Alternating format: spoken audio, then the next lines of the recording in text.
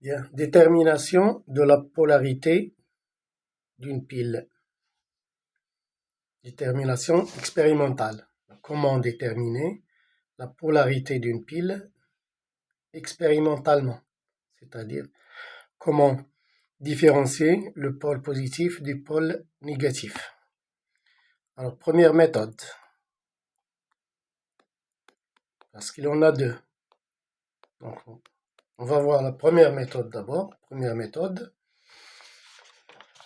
Alors, cette première méthode consiste à relier. Donc, on relie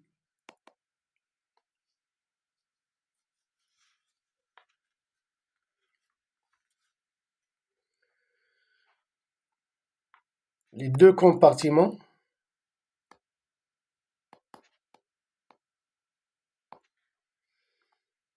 par un ampère-mètre.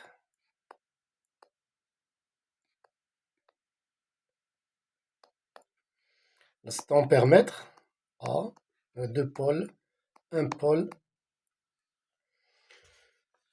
appelé COM.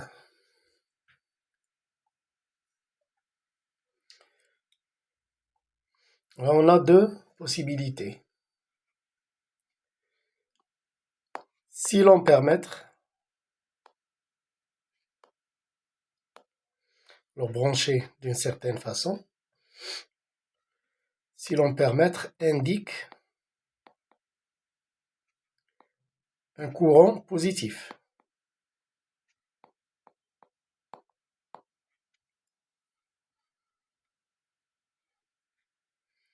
Alors, sa borne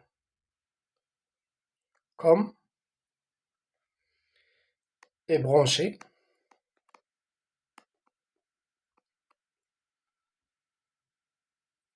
au pôle négatif.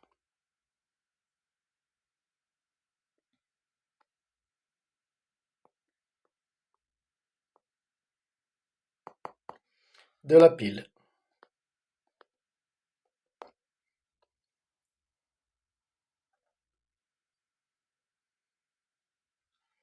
D'accord? Donc vous avez la pile, vous branchez l'ampère-mètre comme vous voulez et vous regardez la valeur du courant indiqué.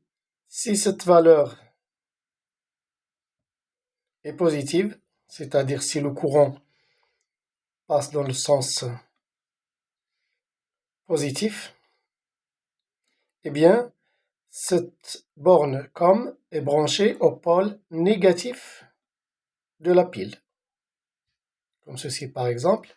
Si cet ampère-mètre indique une valeur positive dans ce cas, alors l'électrode d'argent est le pôle négatif. Si c'est le contraire, s'il indique une valeur négative, eh bien, comme il y est au pôle positif de la pile. Ici, et inversement.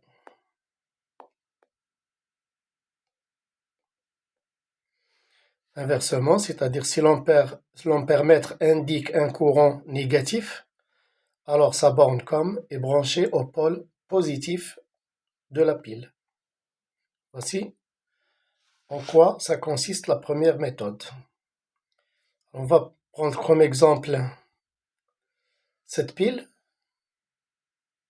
formée d'un compartiment de cobalt, solution de cobalt, chlorure de cobalt, CO2+, 2Cl-, avec une électrode de cobalt, compartiment de cobalt, et un compartiment d'argent, Ag+, NO3-, nitrate d'argent, électrode d'argent.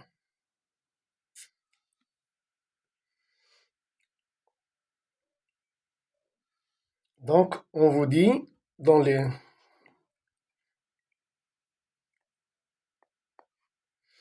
cas de cette pile, alors sachant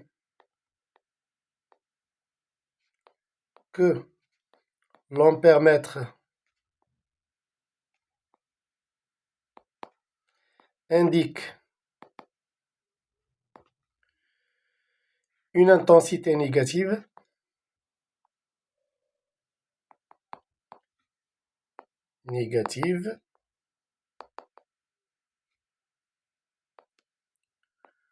Première question, déterminer la polarité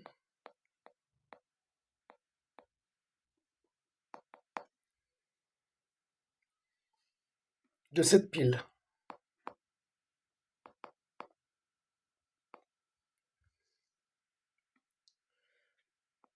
Voilà. Puis, donner sa représentation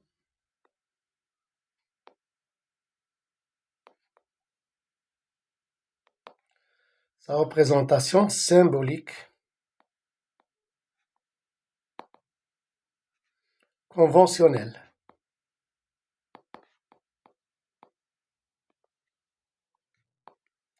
Voilà.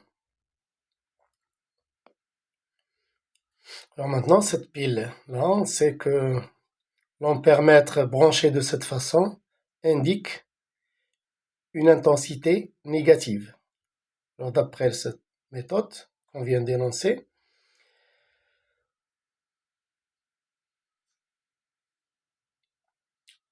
réponse.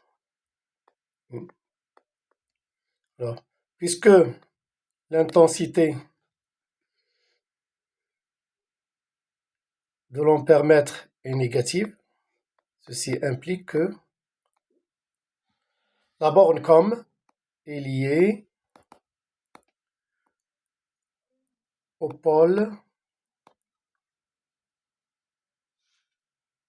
positif de la pile.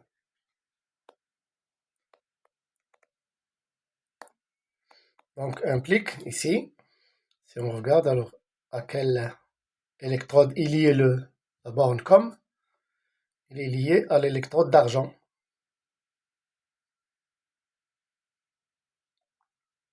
Alors par conséquent, c'est l'électrode d'argent qui est le pôle positif de la pile. Voilà comment on utilise cette méthode-là.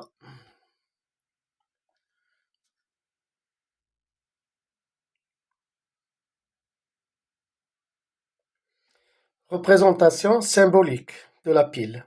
On l'a vu dans le cours. On commence par l'électrode négative ici qui est l'électrode de cobalt. Ion CO2+, le point salin, l'ion Ag+, et l'électrode positive ici.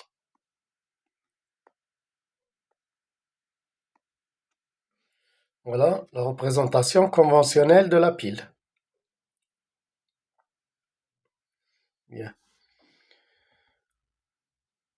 Deuxième question. Écrire l'équation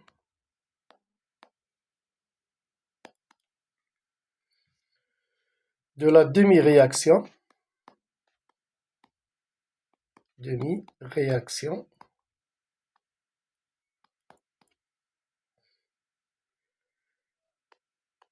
qui se produit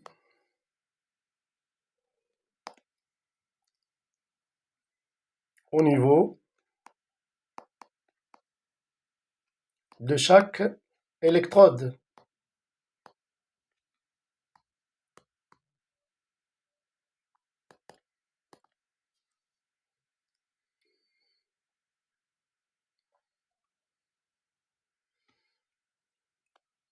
En déduire l'équation globale.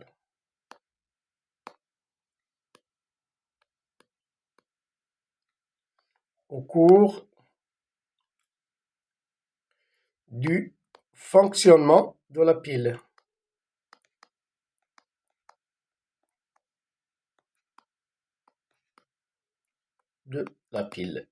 Voilà. Cette réaction se passe lorsque la pile est en fonctionnement.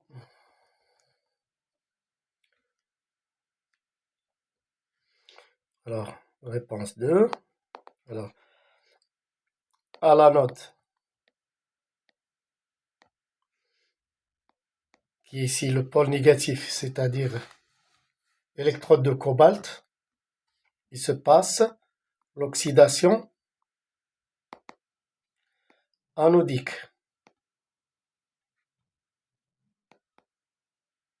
D'accord? L'oxydation anodique. Bien. L'oxydation anodique pour l'électrode de cobalt, c'est-à-dire que le métal CO est oxydé en ion CO2+, plus 2 électrons. À la cathode, c'est-à-dire le pôle positif, je rappelle ici que l'anode c'est le pôle négatif, la cathode c'est le pôle positif. Qu'est-ce qui se passe? La réduction cathodique. Cette réduction cathodique sera pour les ions Ag+. C'est pour un oxydant Ag+, qui va recevoir un électron pour être réduit au métal Ag. Voilà. Alors, équation globale.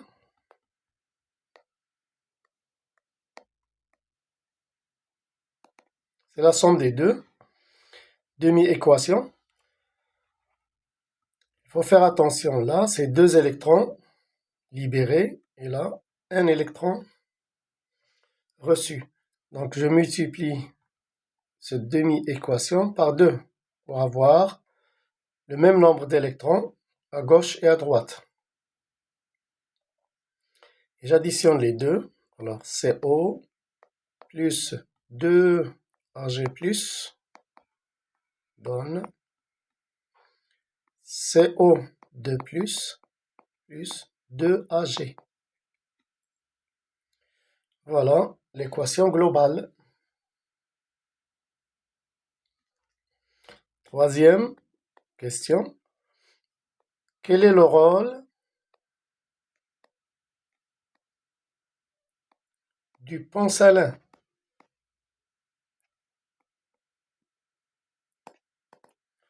Le pont salin qui relie les deux solutions. Quel est son rôle?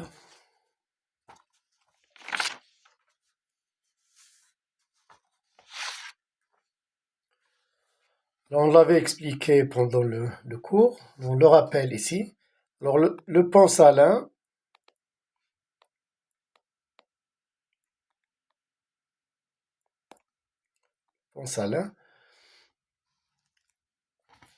permet, deux points, il permet la liaison entre les deux compartiments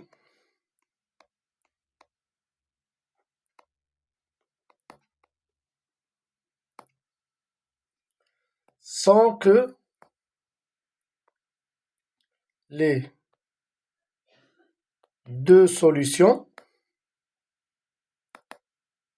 ne se mélangent.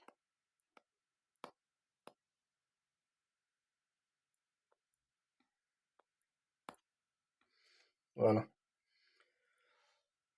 Deuxième point, il assure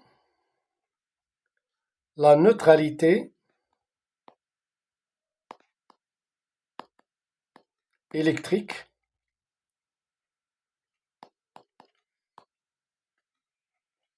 des deux solutions.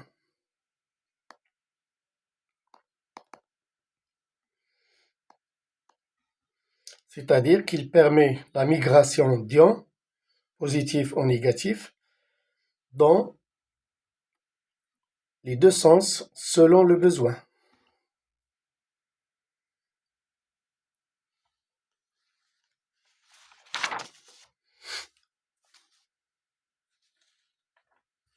Voilà.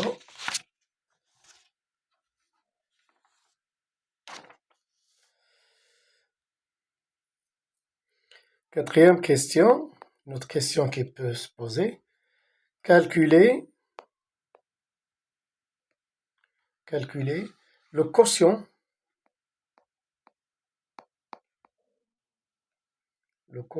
initial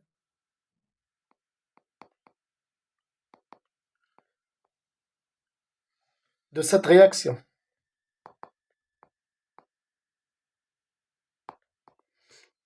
La réaction globale, c'est-à-dire QRI de cette équation-là. Alors ici, nous avons les ions Ag+, ici, CO2+, là.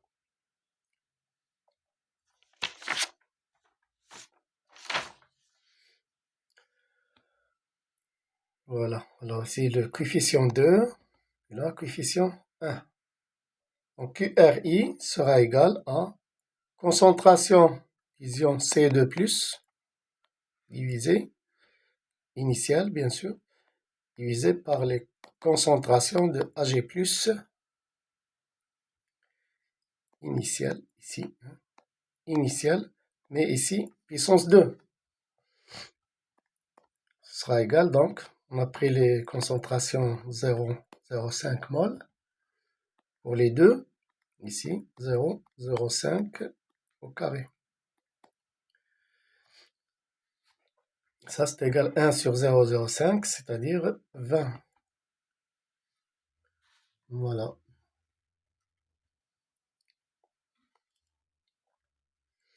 Alors, cinquième question. Comment évolue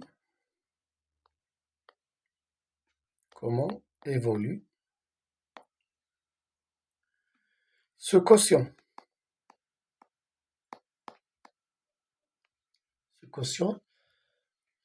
Durant le fonctionnement. De la pile.